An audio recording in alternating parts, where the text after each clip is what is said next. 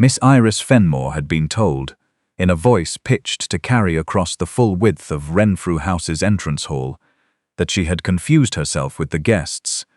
Approximately 14 minutes before Sir Geoffrey Ramsay, the Deputy Governor-General, stopped in the middle of the ballroom and asked the room why the holder of a Survey Society bronze was standing alone by the coat-room door. "I want you to hold both halves of that in your mind at once, the dismissal and the honour." The cool instruction to fetch Lady Croft's wrap and the measured pause of the highest government man in the province, because the whole of tonight's story lives in the country between those two moments, and I intend to walk you through every yard of it before I let this fire burn down. Let me give you the dismissal first, for it came first, and it deserves to be looked at squarely. The annual winter gala at Renfrew House was the sort of occasion that Montreal's finest families attended, because not attending was itself a statement, and most of them preferred to keep their statements private.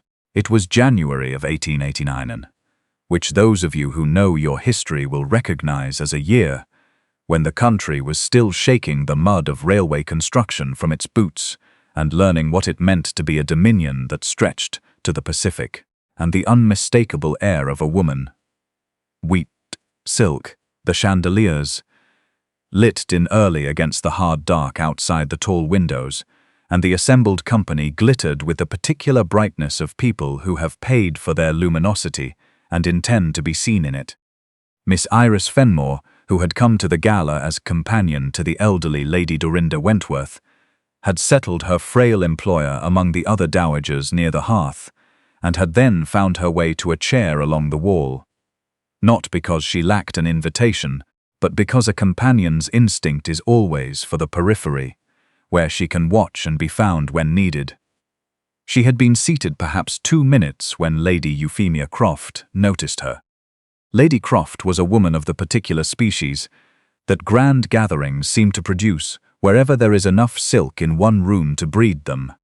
Handsome, certain, and possessed of an instinct for the precise weight of every person around her, measured swiftly and without appeal. She had observed Miss Fenmore earlier in the evening, the dark wool coat among the satins, the quiet, watchful manner, the way she had guided the old lady carefully through the crowd, and had catalogued her in the ruthless shorthand, "Such women. Keep, companion help, not of this room." And now the help was seated in the ballroom itself, in a chair clearly arranged for a guest. Lady Croft crossed the floor with the unhurried deliberateness of a woman who has never once needed to hurry, and she spoke to Miss Fenmore in a low, clear, carrying voice, the kind that seems almost private until you notice that every nearby conversation has paused. "My dear," she said, with the particular warmth that isn't warmth at all, "I wonder if I could trouble you. My wrap is somewhere in the coat-room, and my shoulder is frightfully cold. I believe the attendant has stepped away." She said nothing else. She simply waited, with the expectant patience of a woman who has never once fetched anything herself, for Miss Fenmore to stand. And there it was, my dear friends, the whole of the insult delivered in 20 words, and a waiting silence. Not, "You do not belong here," something quieter, and therefore crueler, "Of course you are available to serve me." The nearest cluster of guests had gone still. A man in the uniform of some Western Trade Commission let out the quiet, shapeless half-law that serves as both applause and alibi in a crowd. And Iris Fenmore, 27 years old, who had done things in the past 4 years that not one soul in that ballroom could have endured for a single week, rose from her chair without a word. She did not flush. She did not correct Lady Croft. She inclined her head with a composure and calzer, and she walked to the entrance hall and stood near the coat-room door, where a companion could be found when her employer required her, and where the light of the hall's gas lamps fell, as it happened, directly upon the small bronze pin she wore on the lapel of her dark coat. A pin on a ribbon of dark green, the only ornament she owned, the only one she needed. 14 minutes later, Sir Geoffrey Ramsay paused in his ceremonial progress through the room and asked his question. But before I give you that moment, and I promise I will, I am a patient keeper of debts and I pay every one of them. I need you to find the subscribe button beneath this story and press it. It costs you nothing. It means the next story finds you when it is ready, and there is always a next, and they are always worth the sitting. If you will not, you owe me one, and I am the sort of person who keeps accounts in very clear ink. Good.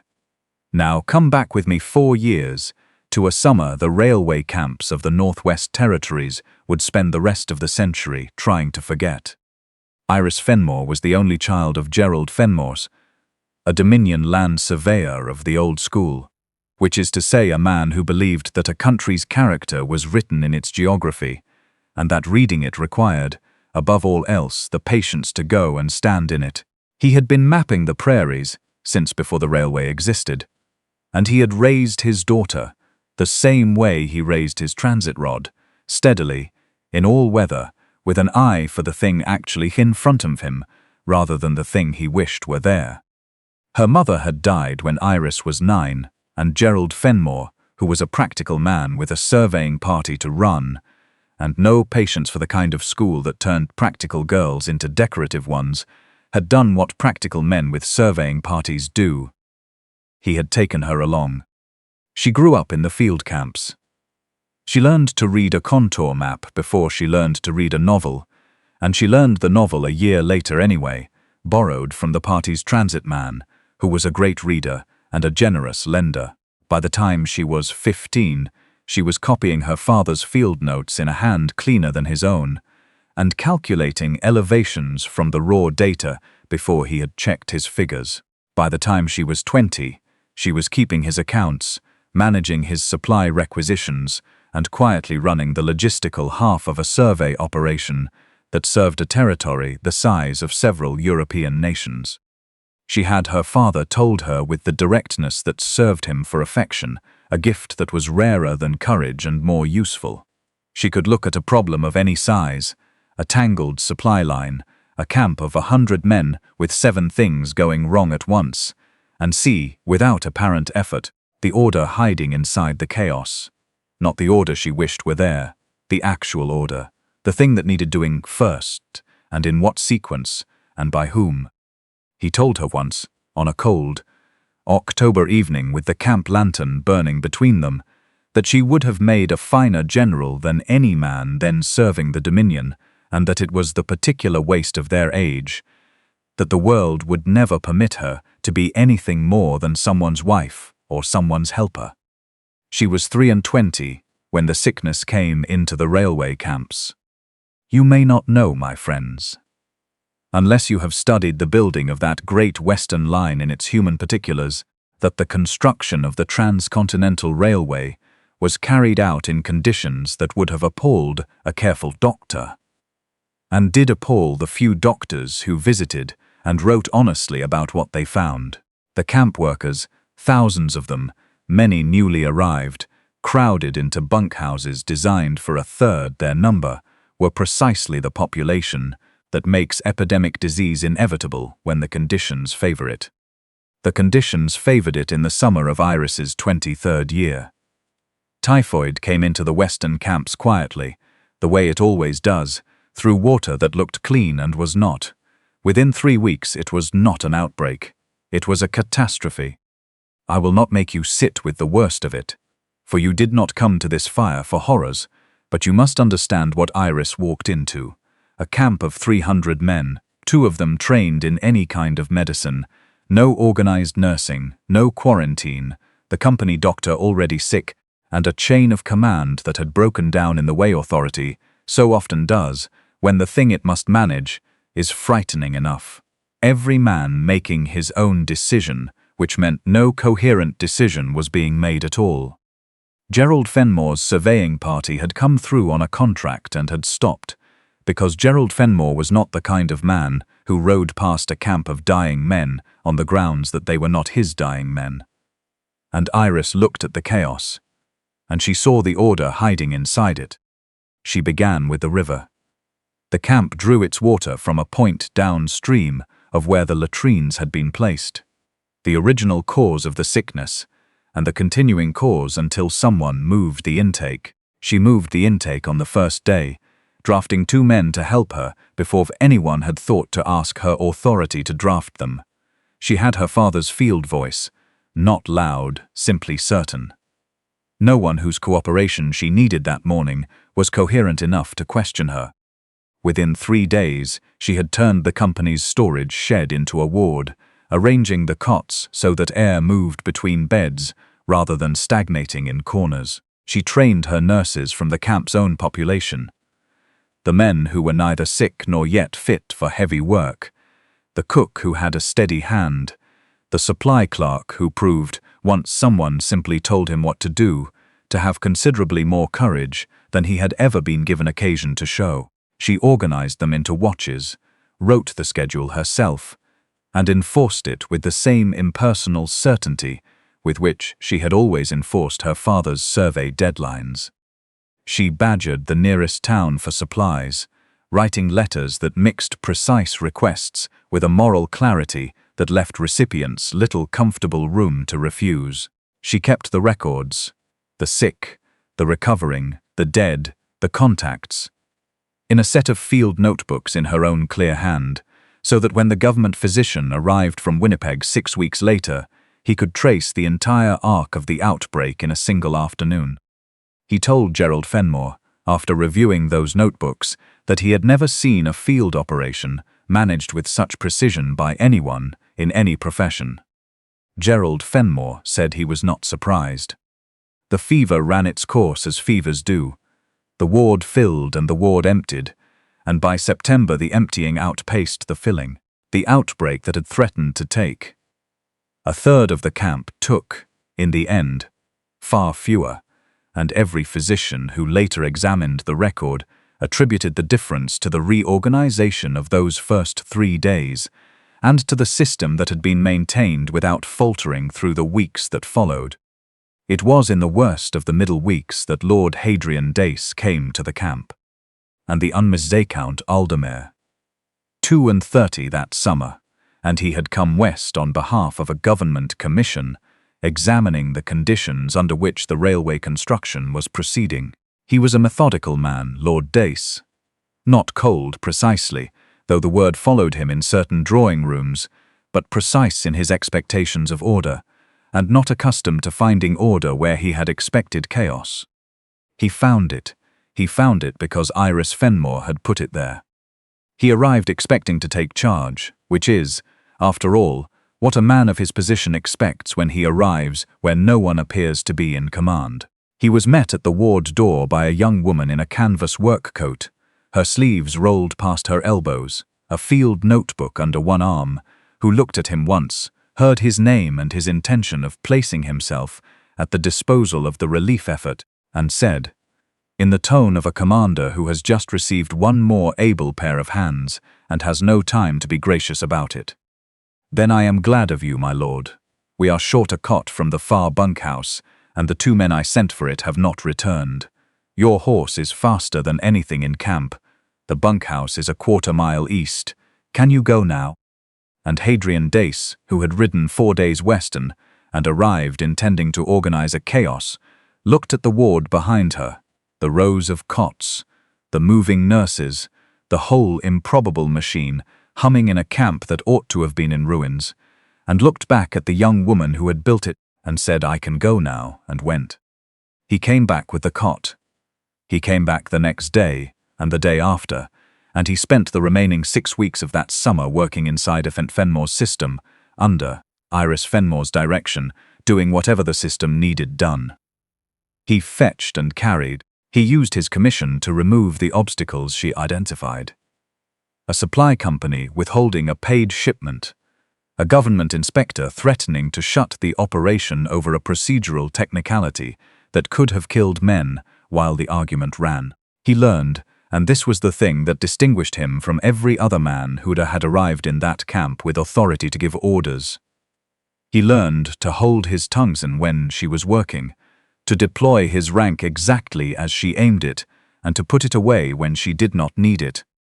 The moment that settled him, the one he later told the single friend who ever heard, The whole story had finished him entirely, was not a dramatic one by any ordinary measure. It came in August, on the morning after Gerald Fenmore died. Gerald Fenmore died of the typhoid at the end of the 5th week, in the ward's small private room with his daughter's hand in his. He was 59 years old. He had spent 40 of those years reading the country's face in contour lines and elevation figures. And he died believing his life's most important work was the daughter he had raised, to see the order inside the chaos. Lord Dace came to the ward the next morning. He had come half prepared, and he knew this, and it shamed him afterward, to find the system faltering. Grief, he had reasoned, must make even the most capable woman unequal to herself, and he came in truth, half ready to step at last into the command he had been patiently relinquishing for 6 weeks. He found Iris Fenmore at the ward door at 6 in the morning, in her canvas coat, her notebook open, assigning the day's watches in a voice that did not waver. There were 61 men in the beds behind her, and no one within 200 miles who knew how to keep them there but her. He said nothing. He went to his assignment, and she told him once, much later, that she had known he was there and had been glad of it, and that it had cost her more than he would ever know to keep her voice steady through that morning's count. Grief, she said, was a luxury, and they were not done yet. The ones who have earned that sentence by paying its full price are the only ones with the right to say it. She had earned it 3 times over by the time that morning was through. The outbreak was contained by October. The ward was dismantled, the notebook submitted, and the impossible machine that had run the worst summer in that camp's history dissolved quietly back into ordinary life. The Survey and Relief Society of Canada, a small, serious body that kept track of such things in the quiet way that serious bodies do, reviewed the field records that winter. The Society's secretary made a report. The report went to the president. And the president, who had spent enough years in the field to know exactly what he was reading, read it 3 times and wrote a letter to the Dominion government. In the spring of Iris's 24th year, at a ceremony in Ottawa that lasted less than 40 minutes, and was recorded in 2 sentences in the Gazette, she was presented with the Society's bronze pin, awarded rarely for extraordinary service in the field, from the president's own hand. He held her hand a moment afterward and told her that she must wear it and not put it in a drawer, for the world forgets what it cannot see, and the world must not be permitted to forget what that summer had proven. She went back to her life, and her life by then was the companion's life, for Gerald Fenmore had died in debt, as surveyors of the old school so often do, doctoring half the district on credit he never collected, keeping his equipment stocked when the contracts ran dry, and when the accounts were settled, there was nothing left. Not the instruments, not the house, not $30 a year. She wore the pin because she had been asked to, and because it had been her father's work as much as hers, and because it was the one object in her possession that said, against the daily accumulating evidence of her invisibility, that she had once been seen, and by eyes that knew what they were looking at. She was wearing it on the January evening when Lady Dorinda Wentworth, who had known her since girlhood, and who insisted upon her attendance at the Renfrew House Gala, with a vehemence Iris did not fully understand until much later, brought her companion to a supper room containing Lady Euphemia Croft, and, though neither of them yet knew it, Sir Geoffrey Ramsay and the Viscount Aldermere. Now you have everything. Come back with me to the coat-room door, where a young woman is standing very still. The room had watched her walk the length of the hall and take up her place by the door. They had watched, and some had whispered, and most had looked away in the manner of rooms that have participated in something they would rather not examine too closely. And then Sir Geoffrey Ramsay, a man who had spent 30 years in government service and knew, as a result, exactly what he was looking at when he looked at a room, came through from the private dining parlour and stopped. He stopped because he saw the pin. He had been on the board of the Survey and Relief Society for 6 years. He had read the secretary's report about the railway camps. He knew what that bronze pin on its dark green ribbon signified because he had voted to award it. He crossed the room. The whole company shifted in his wake, the way it does for a man of his office, and the whole room heard him, in the carrying, perfectly unhurried voice of a man who has never once needed to raise it, ask the question that has brought us all together tonight.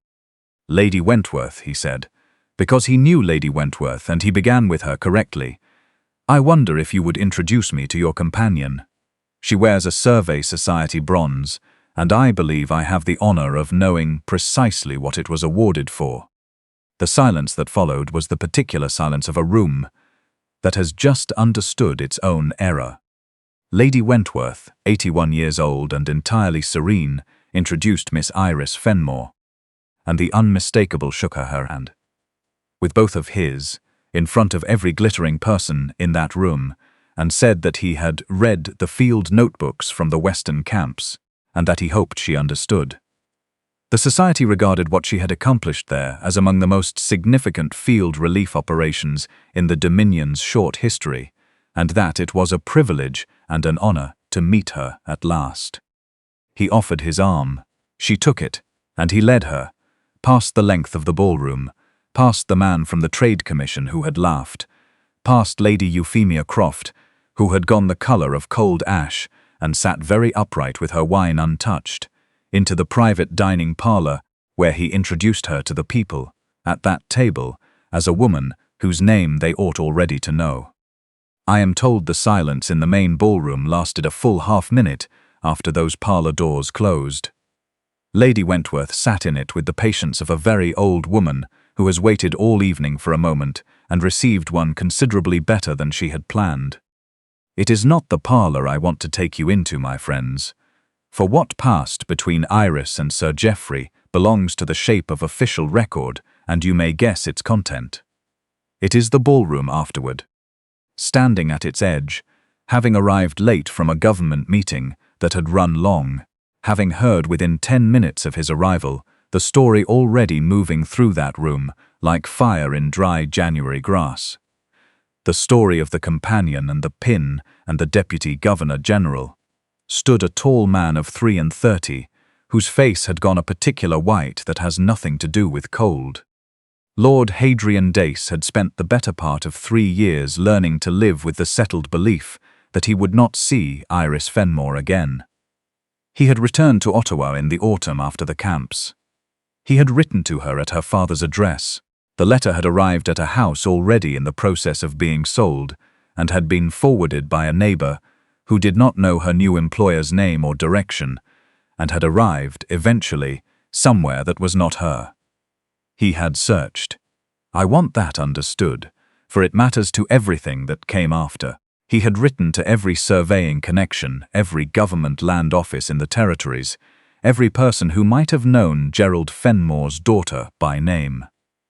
A woman without her own establishment, traveling under an employer's name in an employer's carriage, leaves almost no record in the official world. He had discovered that the hard way, and had been quietly, persistently furious about it for 2 years, on behalf of every woman it had ever happened to. And now she was crossing the ballroom floor, 200 feet away, on the arm of the Deputy Governor-General, wearing the same pin he had last seen on a canvas coat at the door of a fever ward, and wearing it in a room that had just learned what it signified. He waited. He was not going to make the most public moment of her life about his own astonishment. He had learned that much in the camps. When Iris Fenmore was working, a man who respected her did not put himself in the foreground. He waited until the press of the suddenly attentive, the very guests who had watched her walk to the coat-room door, had thinned. He waited until she stood a moment apart near the tall windows, in the cold air off the glass, catching her breath. And then he crossed the floor and stopped at the correct distance, and said in a voice that did not manage to stay quite steady, "Miss Fenmore, I have been looking for you for 3 years." Iris turned. I will not pretend to you that her composure, which had survived Lady Croft, survived Sir Geoffrey, survived the whole of a ballroom's revised opinion of her, survived the sight of Lord Dace's face 6 feet from hers, it did not. The room tilted, the 3 years folded up like a field map. She was standing in candlelight in Montreal, and she was simultaneously standing in a camp doorway in August, shaking a man's hand, because neither of them had found anything truer to say, and the grief of everything between those 2 moments rose in her all at once. The letter that had not arrived, the months of the companion's life, the 2 years of standing in rooms that looked through her. She mastered it because mastering things was her particular genius. But he saw it, he had always seen her. It was, she knew, the thing that had finished her about him from the first. "My lord," she said, "you are supposed to be in Ottawa." "I was in Ottawa," he said. "I have been there the entire time, which did not prevent me from spending a considerable effort trying to discover where you had gone.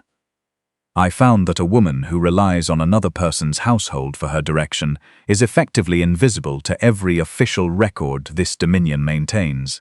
I found it infuriating on behalf of a great many women, not only yours." He stopped, gathered himself, and what came next had the quality of something carried a long time, and finally carefully set down. "I have just watched Sir Geoffrey Ramsay introduce you to a room full of people who ought to have known your name for 3 years. I have listened to your story travel this ballroom in the time it takes a man to finish 1 glass of wine, and I find that the only thing I want in this entire room is to stop being in a different city from you. I loved you at the door of that ward. I have loved you through 3 years of not knowing where you were. Marry me, Iris. I ought to have said it in October. I am saying it now. And here, my dear friends, is where this story becomes the story I actually came to tell. Because Iris Fenmore looked at the man she had loved in silence for 3 years, offering her in 1 sentence the end of every hardship, and she said, "No, Hadrian, not tonight, and I must ask you to hear the whole of why, because the why is the more important part." They stood by the tall, cold windows. Around them the ballroom's music turned, and Iris said the thing she had been composing, without knowing it for most of her adult life. "3 hours ago," she said, "this room decided what I was from the evidence of a wool coat. A woman told me to fetch her wrap, and I walked to a door and stood at it, and not one person in this room said a word. Tonight, Sir Geoffrey Ramsay read the name on a pin, and I am suddenly worth knowing. Do you understand what that teaches me, Hadrian?" She did not wait for him to answer. "It teaches me that this world does not see women. It sees only the light falling on them from whatever height happens to be nearby. For 3 years, the light on me was an old woman's kindness, and I was invisible. Tonight it is a government man's public recognition, and I am a story worth telling.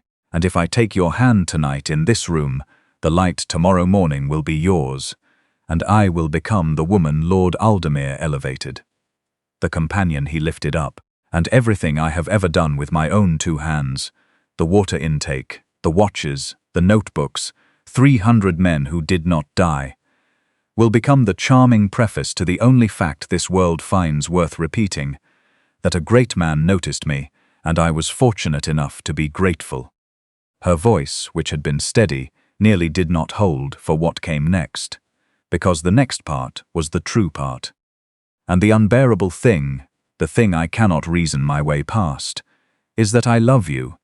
I have loved you since you came back from a cot run in August heat and asked what you were needed for next, and meant it without reservation.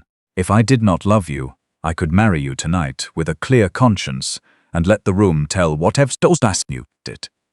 It is because I love you that I will not let the truest thing in my life be turned into a lesson about patience rewarded and a good man's charity. I have just been given my own name back in this room, in front of everyone who watched me stand by that door. I am not willing to hand it away again in the same evening, not even for yours, not even for love." The music played somewhere beyond them.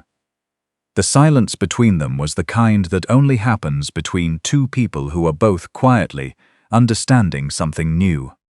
And Lord Hadrian Dace, the Viscount Aldemir, 32, a man whose precision had always been his best quality and his most difficult one, stood with her refusal and turned it over honestly. The way she had watched him stand with the camp's supply ledgers until he understood the actual shape of the problem, not the shape he had assumed, the actual one. And then he said slowly, "You are right. I have just heard myself clearly, and you are right. I asked you at the one moment in your life when saying yes to me could have made the world forget everything you have earned. I called it love, and it was love, but it was also a man reaching for what he wants at the exact moment the reaching would cost her the most. You have seen that more clearly than I did. You have always seen things more clearly than I did, since the morning you sent me for a cot without once mentioning my rank." He paused. "Then tell me what the honest version is, Iris. I will not withdraw what I feel. It has survived 3 years and a province worth of unanswered letters, and it will survive your refusal without difficulty. But I am asking you, as I once asked you at the door of a ward, what needs doing? Tell me. I have some practice at following your direction." And Iris Fenmore, for the first time in that entire extraordinary evening, almost smiled. "What needs doing," she said, "is the thing I could not answer properly when Sir Geoffrey asked me what I had been doing since the camps, and felt ashamed of my answer. The next outbreak will come. It always comes. And the next isolated camp, the next remote parish, the next 100 men 300 miles from the nearest physician, they will face it exactly as we did, with nothing prepared and no one trained.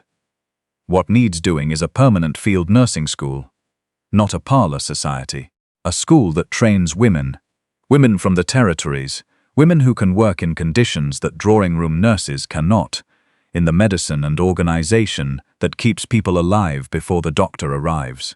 I have carried the entire plan of it in my head for 3 years, with no more power to build it than the coat-room door behind me. That is the honest version." "Then here is my answer to your refusal," said Lord Dace. "I will fund it, the building, the endowment, the first 3 years of operations, settled irrevocably on one condition. Your name is on the door, mine is not. You serve as director, at a director's salary, with a board you cannot be removed from, and on which I hold no seat. In 2 years, when the school is standing, and the first class is trained, and your name means in this country what it has always deserved to mean, I will come north and ask my question again, as one consequential person to another.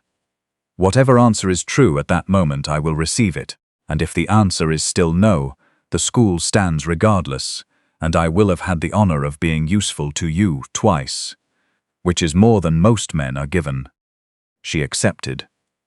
"If you doubted it, you have not been paying close enough attention, for it was the only offer any man had ever made her that cost him something and asked nothing back. And Iris Fenmore had grown up in the field camps knowing the precise difference between a gift and a purchase, to the last dollar. The Fenmore School of Field Medicine opened in a plain brick building in Winnipeg 2 autumns later. Its first class of 12 women graduated in the spring. When a lesser fever moved through the northern timber camps the following winter, it met for the first time in that territory's history a corps of trained women who had arrived before the sickness did. The outbreak was contained in 5 weeks. The mortality rate was a fraction of what it had been in the railway camps 4 years earlier. 3 physicians wrote about it in the Dominion Medical Record. The name they cited was Fenmore. In the spring of that year, a carriage was announced at the school's door.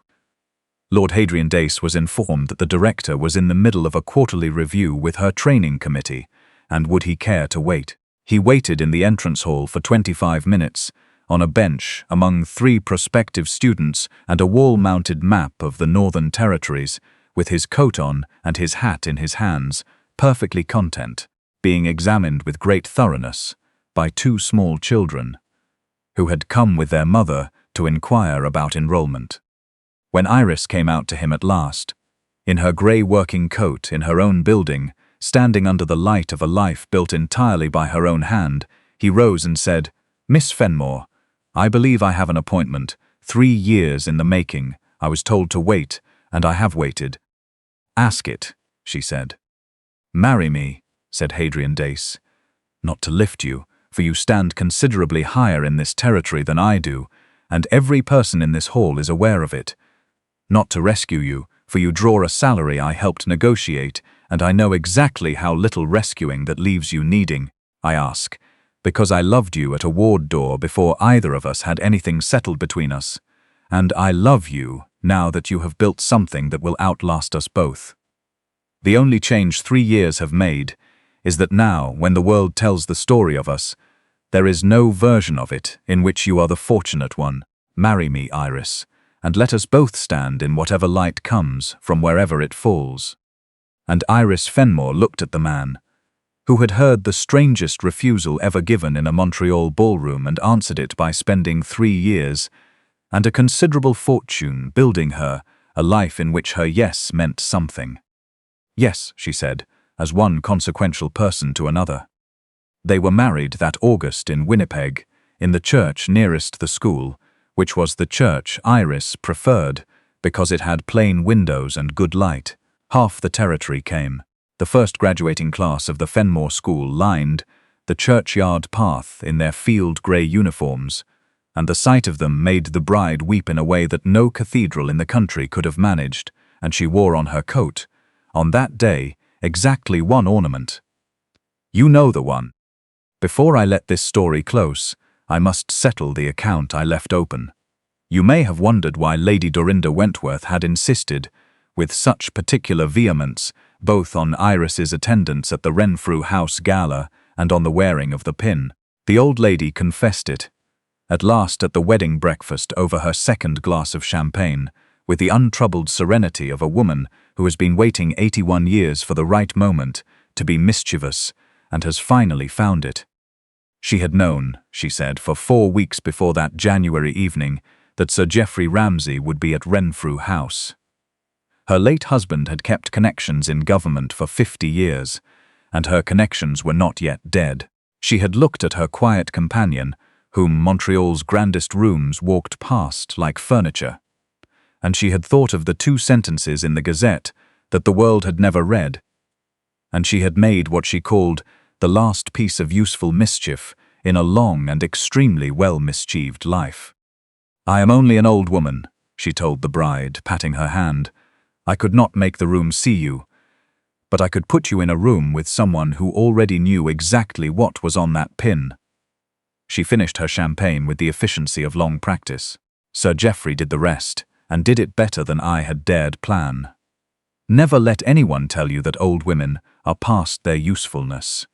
We are simply obliged to work through others, which requires considerably more cunning. As for Lady Euphemia Croft, I will give you the only justice that history records, which is that she was obliged, some years later, to be presented to the Viscountess Aldermere at a government reception in Ottawa, before a room full of witnesses. The Viscountess received her with a courtesy so complete and so serene, and so entirely without any flicker of personal recollection, that Lady Croft left the encounter uncertain for the remainder of her days whether she had been forgiven, or, which was infinitely worse, simply forgotten. If you ask me what this story is truly about, I will tell you it is about light, and about the world's incurable habit of mistaking the light that falls on a woman for the woman herself. The ballroom at Renfrew House looked at Iris Fenmore in a wool coat and saw help. An hour later, the same room looked at her on the arm of a government man and saw a story worth telling. But she was the same woman in both lights, my friends, to the last particular. The same notebooks, the same water intake moved at first light, the same ward that did not fall apart. The room's error, Lady Croft's error, the Trade Commissioner's error, the error of every silent guest who watched her walk to the coat-room door and said nothing, was to believe that the light was the woman.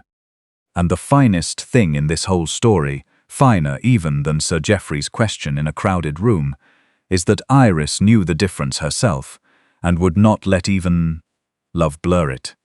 She refused the man she wanted rather than let the world fold her back into someone else's story, and he loved her well enough to understand the refusal and to spend 3 years and a considerable fortune building her a light of her own. That is not stubbornness. Whatever the coat rooms of this world may choose to call it, that is a woman insisting on being real. And a love that waits for a woman to be real, and is glad when she is the only kind I have sat beside this fire long enough to call love at all. If you have been sitting here a good while and would like a proper place by the fire, the membership button is just below this story. It costs very little, and it means more to me than I know how to say from this side of the hearth.